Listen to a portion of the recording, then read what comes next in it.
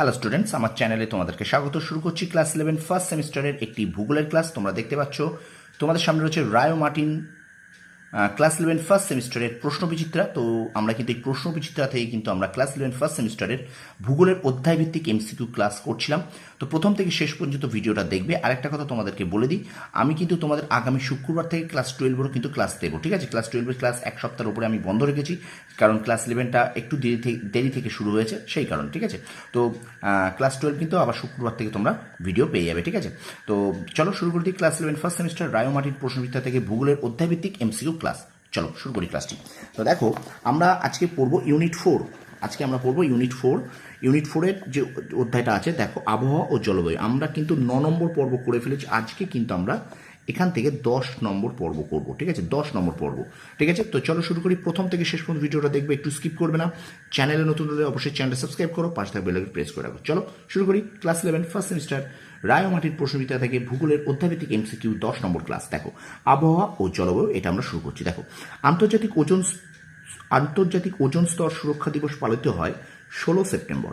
আচ্ছা, উল্কাপিণ্ড পুড়ে ছাই হয়ে যায় যে স্তরে? উত্তর হবে মেসোস্ফিয়ার। চলো চলে যাই পরের প্রশ্নে।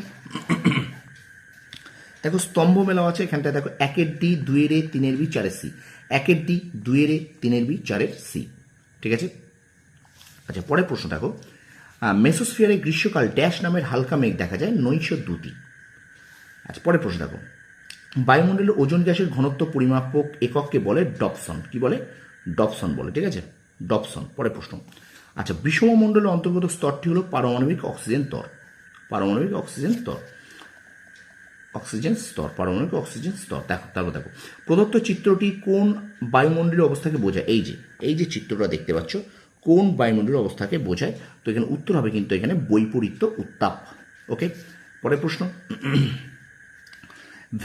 ভ্যান অ্যালেন বিকিরণ বলয় অবস্থিত আয়নোস্ফিয়ারে। পরের প্রশ্ন, ক্লোরোফ্লোরোকার্বন সিএফসি এর বাণিজ্যিক নাম ফ্রেয়ন। আচ্ছা, ওজোন গ্যাসের আবিষ্কারক হলেন স্কোনবিন। পরের প্রশ্ন, বৈপরীত্য উষ্ণতা লক্ষ্য করা যায় ট্রোপোস্ফিয়ারে। আচ্ছা, ওজোন স্তর বিনাশের জন্য সর্বাধিক কোন গ্যাস দায়ী? ক্লোরোফ্লোরোকার্বন বা সিএফসি। পরের প্রশ্ন দেখো, জেট বায়ু প্রবাহের বায়ুমণ্ডলের যে স্তরে পরিলক্ষিত হয় ট্রোপোস্ফিয়ারের ঊর্ধ্বসীমায়। আচ্ছা, এবারে দেখো, ভূপৃষ্ঠ থেকে উচ্চতার ভিত্তিতে বায়ুমণ্ডলের স্তরগুলিকে ক্রম অনুযায়ী সাজিয়ে সঠিক বিকল্প নির্বাচন করো। দেখো, troposphere, thermosphere, exosphere, magnetosphere, stratosphere, mesosphere. তাহলে ক্রম অনুযায়ী সাজিয়ে কী হবে? 1, 5, 6, 2, 3, 4। 1, 5, 6, 2, 3, 4, ঠিক আছে? দেখো, তারপরে প্রশ্ন, বায়ুমণ্ডলের যে স্তরে মেরু প্রবাহ লক্ষ্য করা যায় সেটি হলো আয়নোস্ফিয়ার। বায়ুমণ্ডলের যে স্তরে মেরু প্রবাহ লক্ষ্য করা যায় তার নাম হলো আয়নোস্ফিয়ার, ঠিক আছে? পরের প্রশ্ন, পৃথিবীর বায়ুমণ্ডলের যে স্তরে ওজোন গ্যাসের সৃষ্টি হয় তা হলো স্ট্র্যাটোস্ফিয়ার। সামুদ্রিক লবণ, ধূম্রকণা, সূক্ষ্ম মাটি, এগুলিকে একসঙ্গে বলা হয় ধূলিকণা। আচ্ছা, বিষমমণ্ডল বা হেটেরোস্ফিয়ারের সর্বোচ্চ স্তর হলো হাইড্রোজেন স্তর। ওজোন গহ্বরে ওজোন গ্যাসের ঘনত্ব থাকে, এটা কিন্তু এই যে দেখতে পাচ্ছ, অপশন সি হবে, ঠিক আছে? তারপর দেখো, বায়ুমণ্ডলের যে স্তর প্রাকৃতিক সৌরপর্দা বা বায়ুমণ্ডলের রক্ষা কবচ নামে পরিচিত তা হলো ওজোন স্তর। আচ্ছা, পরের প্রশ্ন দেখো, এটা অপশনটা দেখো, স্তম্ভ মেলাও 1-এর সি, 2-এর ডি, 3-এর বি, 4-এর এ। 1-এর সি, 2-এর ডি, 3-এর বি, 4-এর এ। আচ্ছা, পরের প্রশ্ন দেখো, বায়ুমণ্ডলের শীতলতম স্তর হলো মেসোস্ফিয়ার। আচ্ছা, বায়ুমণ্ডলের ড্যাশ স্তরে স্পেস স্টেশন অবস্থান করে এক্সোস্ফিয়ার স্তরে, ঠিক আছে? আচ্ছা, চলো আমরা চলে যাই পরের প্রশ্নে। আচ্ছা, বায়ুমণ্ডলের একটি কঠিন উপাদান হলো লবণ কণা।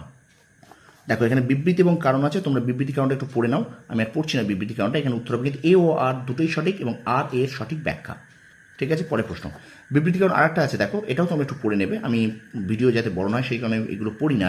তো এ ও আর দুটোই সঠিক, আর এর সঠিক ব্যাখ্যা। দেখো, তোমরা কিন্তু এগুলোকে মন দিয়ে পড়বে, ভালো করে পড়ে তারপর কিন্তু উত্তর দেবে, ঠিক আছে? যেহেতু ভিডিওটা আমি 5-7 মিনিটের মধ্যে রাখি, সেই কারণে কিন্তু আমি এগুলোকে পড়ি না, ঠিক আছে? কিন্তু তোমরা কিন্তু অবশ্যই এগুলো উত্তরগুলো এইভাবে করবে না, তোমরা কিন্তু আগে পড়ে তারপর উত্তরগুলো দেখবে, ঠিক আছে? আমি কিন্তু ভুল হতে পারি, তোমরা কমেন্ট সেকশনে কমেন্ট করে জানাবে, ঠিক আছে? তারপর দেখো, আচ্ছা, 27, বায়ুমণ্ডলের যে স্তরের মধ্যে দিয়ে জেট বিমানগুলি চলাচল করে তা হলো স্ট্র্যাটোস্ফিয়ার। আচ্ছা, পরের প্রশ্ন, একটি ওজোন অণুতে অক্সিজেন পরমাণু উপস্থিত থাকে 3টি। আচ্ছা, এবার আরেকটা স্তম্ভ মেলা আছে, দেখো স্তম্ভ মেলা হবে এখানে 1 ডি 2 রে 3 বি 4 সি, 1 ডি 2 রে 3 বি 4 সি। এবং আজকের ক্লাসের শেষ প্রশ্ন দেখো যে প্রতি 1000 মিটার উচ্চতা বৃদ্ধিতে উষ্ণতা কমে 6.4 ডিগ্রি সেন্টিগ্রেড, 6.4 ডিগ্রি সেন্টিগ্রেড। তা এই ছিল আমাদের class 11 first semester. Class 11 first semester Ray ও মার্টিন প্রশ্নবিচিত্রা থেকে ভূগোলের অধ্যায়ভিত্তিক এমসিকিউ ক্লাসের 10 নম্বর পর্ব। ভিডিওটা অবশ্যই কিন্তু লাইক করবে, কমেন্ট করবে, বন্ধুদের মাঝে তোমরা অবশ্যই কিন্তু একটু বেশি করে শেয়ার করো। আর আমার চ্যানেল যারা নতুন আছে অবশ্যই চ্যানেল সাবস্ক্রাইব করে পাশে থাকা বেল আইকনটি প্রেস করে রাখবো, ঠিক আছে? অবশ্যই কিন্তু চ্যানেলটাকে একটু সাপোর্ট করো।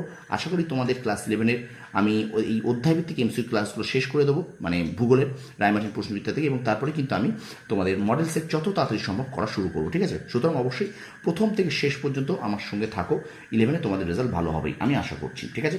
তো ভিডিওটা ভালো লাগলে আরেকবার বলছি লাইক কমেন্ট শেয়ার করো, আর চ্যানেল নতুন হলে চ্যানেল সাবস্ক্রাইব করো, পাশে বেল আইকন প্রেস করে রাখো। তোমরা সফল হও, তোমাদের সাফল্য কামনা করি। ধন্যবাদ।